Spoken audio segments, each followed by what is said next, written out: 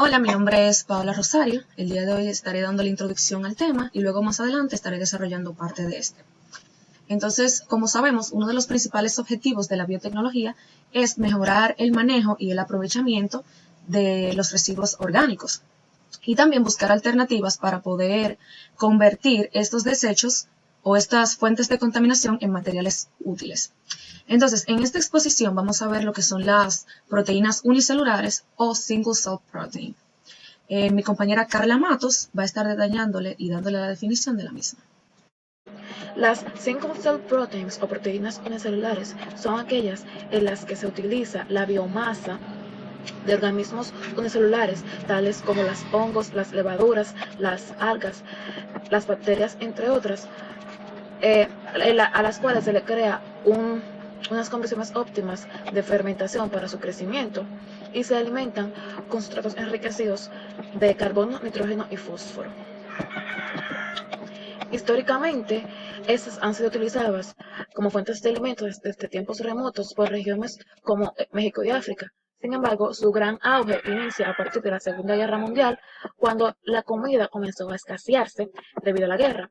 Entonces deberían buscar alternativas para la alimentación. Entre estas alternativas se utilizaron las proteínas unicelulares para la alimentación de civiles, soldados y militares. Únicamente en los Estados Unidos se producían 15.000 toneladas de estas proteínas para su uso. Sin embargo, ya para 1980 su popularidad comenzó a decaer debido a que las personas comenzaron a darse cuenta de que muchos de los sustratos que se utilizaban para la obtención de estos alimentos eran de origen de hidrocarburos, los cuales no eran muy bien vistos por ellos. La importancia clave de las proteínas unicelulares es que ofrece un alivio, o se podría decir, a, a la ganadería y a la agricultura, debido a que esas no pueden producir la cantidad de proteínas que se requiere en comparación con la gran cantidad de personas. Por lo que las single cell proteins ofrecen proteínas que se tienen baratas y que pueden apaciguar esta carencia. Dentro de las principales ventajas que tienen el uso de esas proteínas está su fácil crecimiento y su alta productividad. Además que trabaja con sustratos baratos, los cuales por lo general son residuos de otras industrias. Los microorganismos son fáciles de manejar, de manipular en comparación con otros, como los animales y las plantas. Debido a que, un ejemplo, si yo quiero producir una proteína de interés, puedo modificar el genoma de una bacteria, como por ejemplo la E. coli, para que me produzca esa proteína a gran escala. También otra de las ventajas es que utiliza áreas reducidas y son muy eficientes. Dentro de las desventajas de la misma está que no está muy bien visto en el mundo occidental alimentarse con alimentos que provienen de microorganismos. También que la característica de las mismas en cuanto al olor, textura, color y sabor no son muy aceptados por el consumidor. Y por último, también es que estas, a pesar de su alta productividad, son muy diluidas. O sea, luego del proceso de fermentación, estas proteínas vienen muy diluidas, por lo que se necesita procesos de concentración, los cuales pueden aumentar los costos de operación.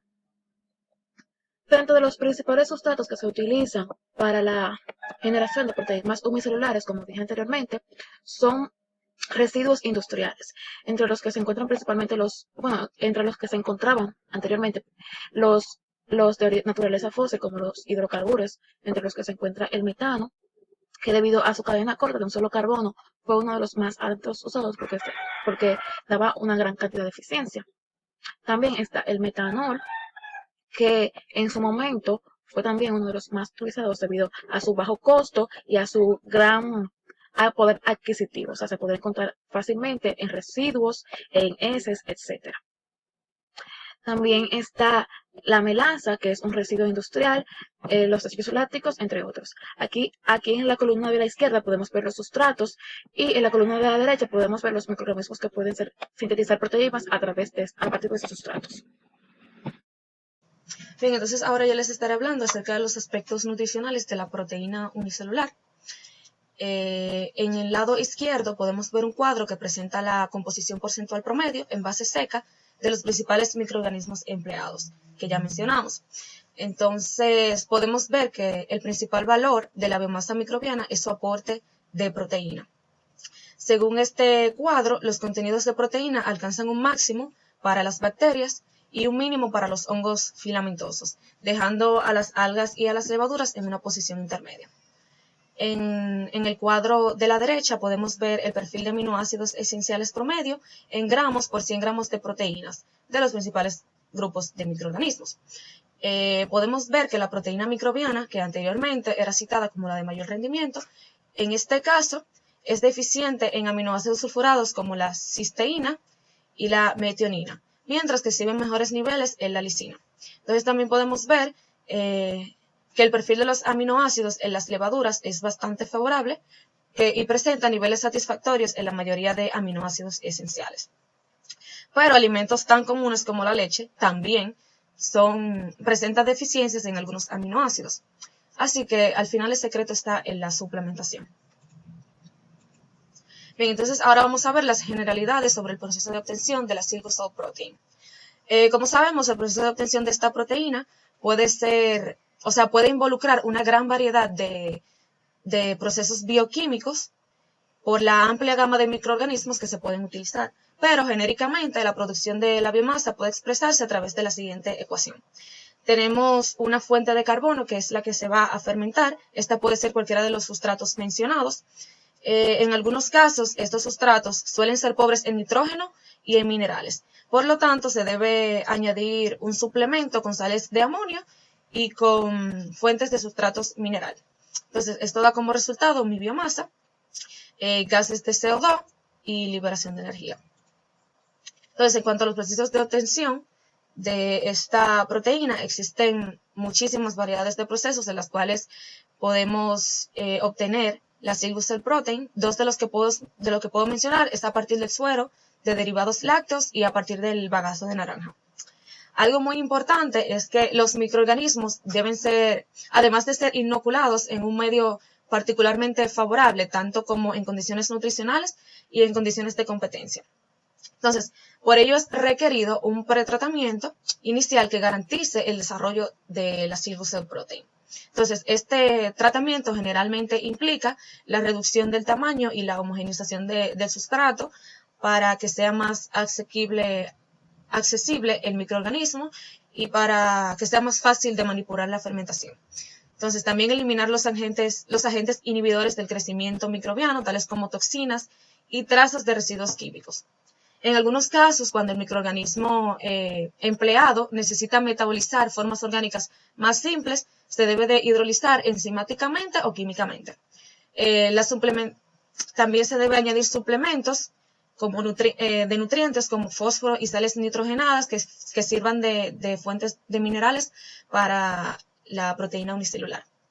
Y también se debe de llevar a cabo algunos tratamientos térmicos de este sustrato para poder eliminar la flora bacteriana patógena y evitar la competitividad.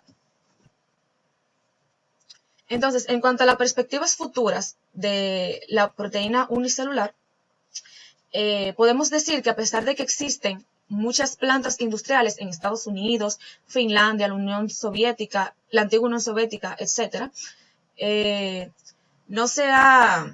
no han dado los resultados esperados. Eso es debido a que cuando se va a introducir un nuevo alimento, no solamente debe de cumplir con los requerimientos nutricionales, es decir, no solamente debe ser nutricionalmente valioso, sino que también debe ser organolécticamente satisfactorio y obviamente económicamente rentable. Entonces, estos dos apartados son los que representan ahora mismo el talón de Aquiles de la single cell protein y también es lo que representa el reto principal para enfrentarse los tecnólogos de alimentos para así poder potencializar esta proteína.